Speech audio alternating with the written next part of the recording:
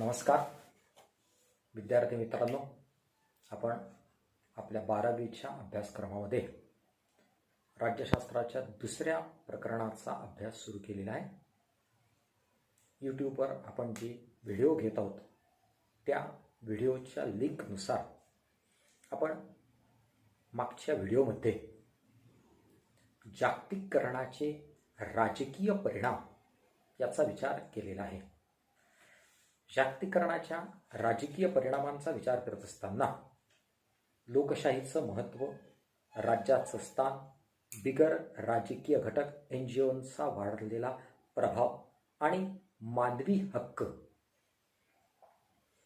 यांची या जागतिकीकरणामध्ये असणारी भूमिका कोणती आहे आणि या लोकशाहीचं महत्त्व कसं कमी झालं, उदारमतीवादी लोकशाही कशी आली, बिगर राजकीय संघटना NGO जे आहेत हे NGOंचं महत्त्व जे आहे हे महत्त्व कशा प्रकारे वाढलं, त्याचप्रमाणे माणसाला माणूस म्हणून सन्मानाने जीवन जगण्यासाठी मानवी हक्क आवश्यक असतात आणि या मानवी हक्क जे आहेत या हक्कांची जागृती जी आहे ही जागृती निर्माण होऊन मानवी हक्काच्या संरक्षणासाठी विविध NGOsनी कशा प्रकारचं कार्य सुरू केलं याचा विचार आपण केलेला आहे.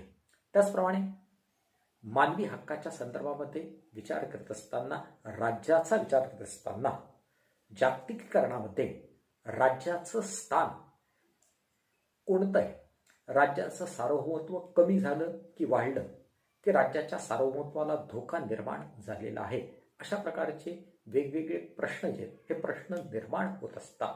मग या प्रश्नांची चर्चा करीत असताना आपण मागे या प्रश्नांची चर्चा केली, परंतु आज आपण काही उदाहरणं जर आपण पाहिली की जी आपल्या 12वीच्या अभ्यासक्रमामध्ये पुस्तकामध्ये दिलेली आहे, या उदाहरणांचा अभ्यास आपण जर केला तर त्यावरून हे सगळे राजकीय परिणाम जे आहेत या राजकीय परिणामांची आपल्याला चर्चा पुन्हा करता येईल हे करता येईल. मग आपण या दृष्टिकोनातून पाहत असताना पहिलं उदाहरण आपल्या पुस्तकामध्ये दिलेलं आहे की भारत आहे, हा भारत वेगवेगळ्या आंतरराष्ट्रीय करारांचा आणि संघटनांचा सभासद आहे. भारत आहे, त्याचप्रमाणे इतरही देश आहेत. इतरही देश वेगवेगळ्या प्रकारचे आंतरराष्ट्रीय करार करतात. सार्क संघटना जी आहेत हे सार्क संघटना असेल, युरोपीय युनियन जे आहेत ही युरोपीय युनियन असेल, बिस्मिटेक संघटना असेल, अशा संघटनेचे वेगवेगळ्या देश सभासद असतात. भारतही आंतरराष्ट्रीय करार करतो आणि वेगवेगळ्या देशांचा सभासद जो आहे हा सभासद आहे. त्याचप्रमाणे जागतिक व्यापार संघटना WTO याचा सुद्धा भारत सभासद आहे. म्हणून भारताला आंतरराष्ट्रीय व्यापाराचे काही नियम जे आहेत या नियमांचं पालन करावं लागतं आणि मग आंतरराष्ट्रीय नियमांचं पालन केल्यामुळे भारताचं सार्वभौमत्व काही प्रमाणात मर्यादित झालेलं आपल्याला दिसून येतं. काही आंतरराष्ट्रीय करार असतात, आंतरराष्ट्रीय कायदे असतात, त्या कायद्यांचं पालन प्रत्येक देशाला जागतिकीकरणामुळे या जागतिकीकरणामुळे करावंच हे करावंच लागत असतं. त्याचप्रमाणे भारताचा विचार जर आपण केला तर भारताने पाकिस्तानसोबत सिंधू नदी पाणी वाटपाचा करार केलेला आहे. भारत आणि पाकिस्तान यांची फाळणी झाली आणि भारत आणि पाकिस्तान यांची फाळणी झाल्यानंतर जी सिंधू नदी होती या सिंधू नदीचा उगम भारतामध्ये होतो आणि ती नंतर पाकिस्तानमध्ये जाते. मग या सिंधू नदीचं पाणी वाटप याच्या संदर्भामध्ये भारत आणि पाकिस्तान यांच्यामध्ये एक करार झालेला आहे आणि या कराराचं पालन भारतामध्ये कोणतंही सरकार आलं, कोणतंही शासन आलं तरी त्या शासन या कराराचं पालन करताना आपल्याला दिसून येतं. त्याचप्रमाणे बांगलादेशाच्या संदर्भामध्ये आपण विचार केला तर बांगलादेशामध्ये फरक्का धरण जे किंवा फरक्का नदीचं पाणी वाटप जे या पाणी वाटपाच्या संदर्भामध्ये फरक्का पाणी वाटप करार सिंधू आणि गंगा नदी या दोन नद्यांच्या पाणी वाटपाच्या संदर्भामध्ये भारत आणि बांगलादेश यांच्यामध्ये फरक्का पाणी वाटप करार झालेला आहे आणि त्या कराराचं पालन भारत जो आहे हा भारत करताना आपल्याला दिसून येतं. म्हणजेच जागतिकीकरणाचा विचार जर आपण केला तर जागतिकीकरणामुळे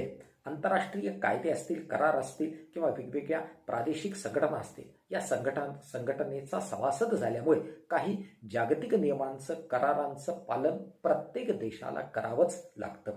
त्यानंतर दुसरं उदाहरण त्याच्यामध्ये सांगितलेलं आहे की अमनेस्टी इंटरनॅशनल किंवा ग्रीन पीस यासारख्या NGO आहेत की या मानवी समस्येच्या बाबतीमध्ये प्रश्न निर्माण करून सरकारवर दबाव आणत असतात.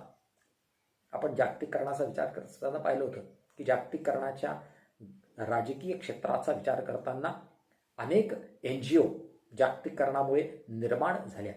त्याच्यापैकी अनमेस्ट्री इंटरनॅशनल किंवा ग्रीनपीस या ज्या संस्था आहेत, या संस्था एखाद्या देशांमध्ये जर मानवी हक्काचं उल्लंघन झालं असेल तर त्या देशावर दबाव आणून त्या ठिकाणी मानवी हक्काचं संरक्षण करण्यासाठी हे काम करीत असतात. मग या दृष्टिकोनातून काश्मीरच्या संदर्भामध्ये आपण जर विचार केला तर काश्मीरच्या संदर्भामध्ये भारत सरकारची जी भूमिका आहे, या भारत सरकारच्या भूमिकेबाबत अनमेस्ट्री ही जी संघटना होती, या संघटनेने टीका केलेली आपल्याला दिसून येतं आणि भारत सरकारच्या विरोधामध्ये जनमत जागृत करण्याचं काम या संघटनेने केलेलं आपल्याला दिसून येतं आणि यामुळे भारताचं सार्वभौमत्व काही प्रमाणामध्ये मर्यादित झालेलं आहे असं आपण म्हणत असतो. परंतु आपण अशा संघटना जरी असल्या तरी याबाबतचं उदाहरण पाहताना आपण पाहिलेलं होतं की 370 कलम भारताला रद्द करायचं होतं आणि मग हे 370 कलम भारताने रद्द केलं आणि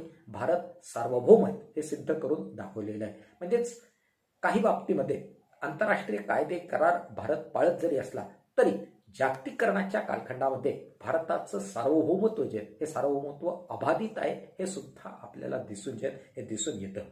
पुढचं उदाहरण आपण जर पाहिलं असेल तर चार्निबल दुर्घटनेमुळे युरोपामध्ये रेडिएशन पसरलं. जसं आज चीन जे आहे या चीनच्यामुळे कोरोना पसरलेला जो आहे हा पसरलेला दिसून येतं, त्याचप्रमाणे चार्निबलची दुर्घटना जी आहे या दुर्घटना झाली आणि त्याच्यामुळे युरोप खंडामध्ये रेडिएशन पसरलेलं जे हे पसरलेलं होतं आणि या रेडिएशनमुळे पर्यावरणाच्या अनेक समस्या निर्माण झाल्या होत्या आणि मग एका देशामध्ये ते रेडिएशन पसरलं परंतु त्याचा परिणाम दुसऱ्या देशाच्या पर्यावरणावर जे या पर्यावरणावर होत होता. म्हणून युरोपीय राष्ट्रांनी आपल्या जनतेला कमीत कमी हानी पोचावी यासाठी एकमेकांची इच्छा नसूनही या बाबतीमध्ये उपाययोजना करण्याचं काम जे हे काम केलं आणि सहकार्य जे हे सहकार्य केलेलं आढळून येतं. त्यानंतर मोठ्या धरणाच्या बाबतीमध्ये भारताच्या दृष्टिकोनातून विचार करत असताना आपल्या लक्षात नर्मदा बचाव आंदोलन. नर्मदा नदी होती, नर्मदा नदीवर मोठं धरण बांधण्याचं सरकारने ठरवलेलं होतं.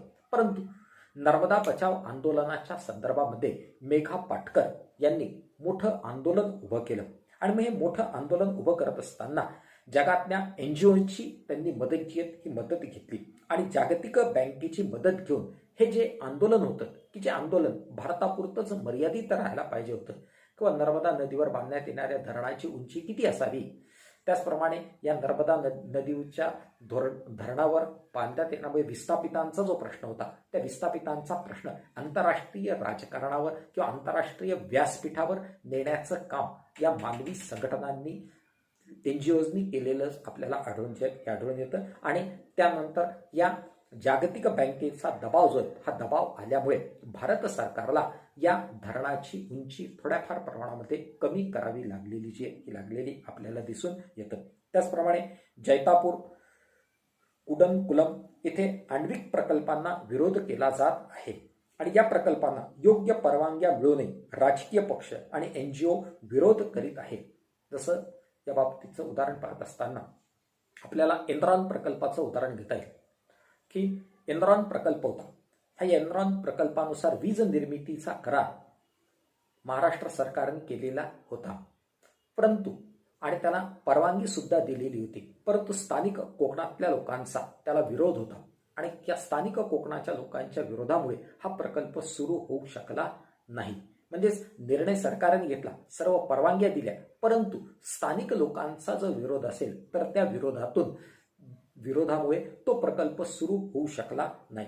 अशा प्रकारे जैतापूर आणि कुडनकुलम या ठिकाणी आण्विक वीज निर्मितीचा प्रकल्प सरकारने मंजूर केलेला आहे, परंतु सरकारने मंजूर करू नये तिथले स्थानिक लोक जे या स्थानिक लोकांनी याला विरोध केलेला आहे आणि या स्थानिक लोकांच्या विरोधामुळे सर्व परवानग्या पूर्ण होऊ नये, स्वयंसेवी संस्थांच्या विरोधामुळे या परवानग्या पूर्ण होणे तो प्रकल्प प्रत्यक्षात कार्यात येऊ शकलेला नाही आणि त्याच्यामुळे आपण वरील सर्व उदाहरणांचा विचार जर आपण केला तर वरील सर्व उदाहरणांमुळे राज्याचं सार्वभौमत्व जे आहे त्या सार्वभौमत्वाला आव्हान दिलेलं आपल्याला दिसून येतं.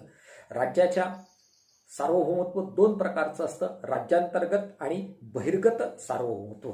राज्यांतर्गत प्रत्येक व्यक्ती आणि संस्था याच्यावर राज्याचं पूर्ण नियंत्रण असणं याला आपण अंतर्गत सार्वभौमत्व. परकीय सत्तेच्या प्रत्यक्ष अथवा अप्रत्यक्ष नियंत्रणापासून राज्य स्वतंत्र असणं याला आपण बहिर्गत सार्वभौमत्व म्हणत असतो. परंतु वरील सर्व उदाहरणं जी आहेत ही उदाहरणं जर आपण पाहिली, ही भारताच्या संदर्भामध्ये पहा किंवा इतर राज्यांच्या संदर्भामध्ये आपण उदाहरणं पाहिली, तर या उदाहरणातून राज्याचं अंतर्गत सार्वभौमत्व असेल किंवा बहिर्गत सार्वभौमत्व असेल, या दोन्ही सार्वभौमत्वाला आव्हान दिलेलं आपल्याला दिसून येतं.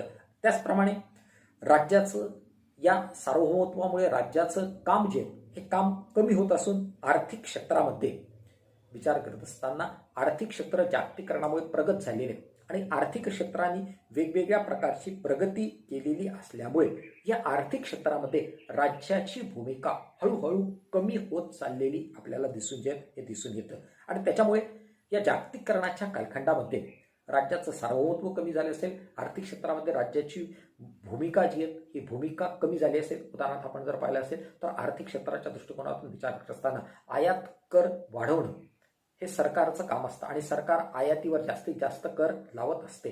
परंतु जागतिकीकरणाचा विचार केला तर या जागतिकीकरणाच्या वेगवेगळ्या दबावामुळे आयात कर जे होते हे कर सरकारला कमी करावे लागले. त्याचप्रमाणे परदेशी भांडवली गुंतवणूक जी होती या गुंतवणुकीला मान्यता द्यावी लागली. सुरुवातीला भारत होता 1991च्या अगोदर, जागतिकीकरणाच्या अगोदर भारताने जे होतं या भारताने खाजगी क्षेत्रामध्ये गुंतवणूक करण्याची परवानगी परदेशांना दिलेली नव्हती. परंतु आज भांडवलाचा मुक्त संचार आहे आणि भांडवलाचा मुक्त संचार असल्यामुळे परदेशातल्या व्यक्ती भारतामध्ये भांडवल गुंतवत आहे, भारतातल्या कंपन्या परदेशामध्ये भांडवल गुंतवल्याना आपल्याला दिसून येत आहे. आणि त्याच्यामुळे राज्याचं महत्त्व कमी होत चाललं आहे का, अशा प्रकारची शंका जी आहे ही शंका लोकांच्या मनामध्ये येत असते. तर या शंकेच्या चर्चा जी आहेत ही चर्चा करत असताना आपल्याला असं लक्षात येतं की राज्याचे 4 महत्त्वाचे आधारभूत घटक आपण 11वीमध्ये पाहिलेले आहेत. लोकसंख्या असेल, भूप्रदेश, शासन संस्था आणि सार्वभौमत्व हे राज्याचे 4 आधारभूत घटक जे आहेत हे घटक असतात.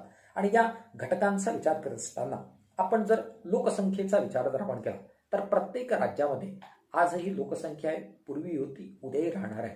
आणि ही जी लोकसंख्या आहे या लोकसंख्येमध्ये राष्ट्रीय एकात्मतेची भावना जी आहे ही भावना निर्माण झालेली असते. आणि जागतिकीकरण जे या जागतिकीकरण जरी झालेलं असलं तरी राष्ट्र म्हणून आम्ही हे सर्व एक आहोत, राज्य म्हणून आम्ही सर्व एक आहोत, ही एकात्मतेची भावना जी आहे ही भावना आजही आहे. याचं उदाहरण पाहत असताना आपण पाहिलेलं होतं की चीनने जर भारतावर आक्रमण केलं तर चीनी वस्तूवर बहिष्कार टाकून राष्ट्रीय एकात्मतेचं दर्शन सर्व भारतामध्ये होतं. भारताच्या सगळ्या भागामध्ये जम्मू काश्मीर पासून तर कन्याकुमारीपर्यंत सर्व लोक चीनी वस्तूवर बहिष्कार जे आहेत हे बहिष्कार टाकून चीनच्या विरुद्ध लढण्यासाठी एकत्रित म्हणजे परकीय कोणत्याही देशाने जर आक्रमण केलं असेल तर आम्ही सर्व आमचे मतभेद विसरून एकत्रित येऊ, ही राष्ट्रीय एकात्मतेची भावना जी असते ही लोकसंख्येच्या बाबतीतली भावना आजही कितीही जागतिकीकरण झालेलं असलं तरी जागतिकीकरणामुळे ही भावना दिसून येते.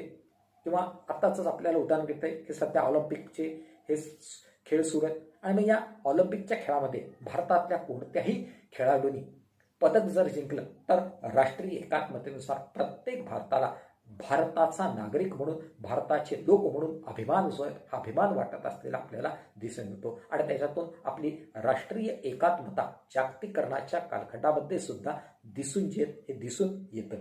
दुसरा विचार जर आपण केला तर भूप्रदेश.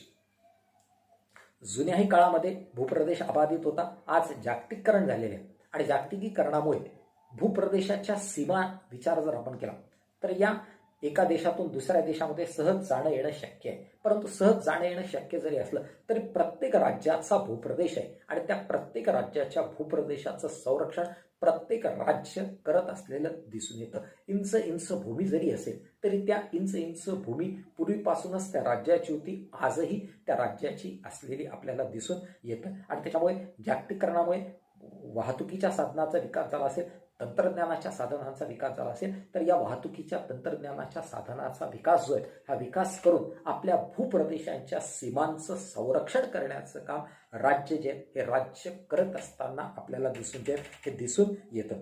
त्यानंतर तिसरा घटक आपण जर पाहिला असेल तर तिसऱ्या घटकानुसार असं म्हटलं जातं सरकार किंवा शासन संस्था.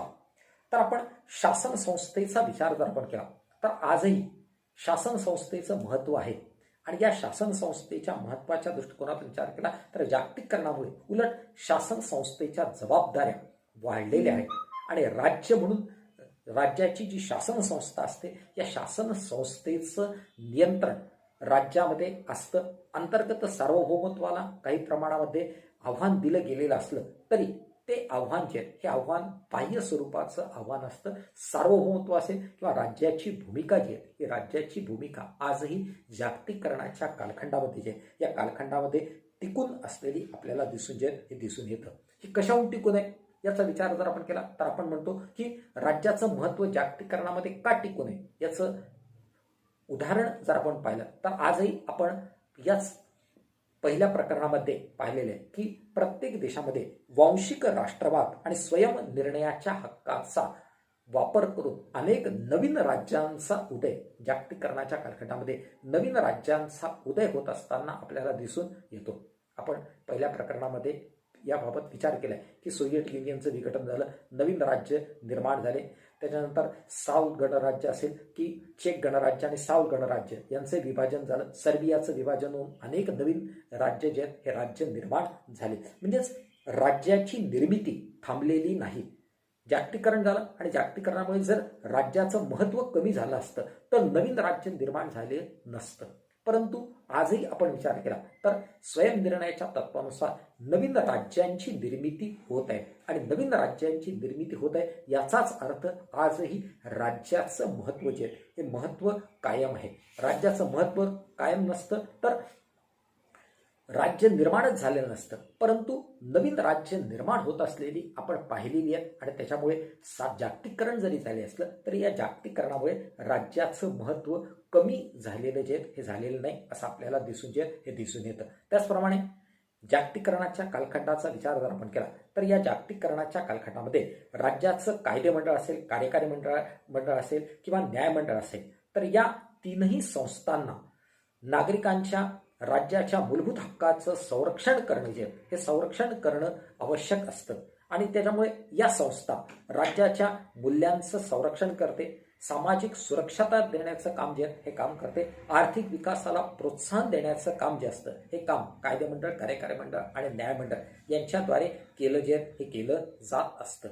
सार्वभौमत्वाच्या संदर्भामध्ये विचारवंतांच्या मनामध्ये जरी शंका असली तरी राज्य देशांतर्गत आणि आंतरराष्ट्रीय पातळीवर कार्य करणारी महत्त्वाची संस्था आहे.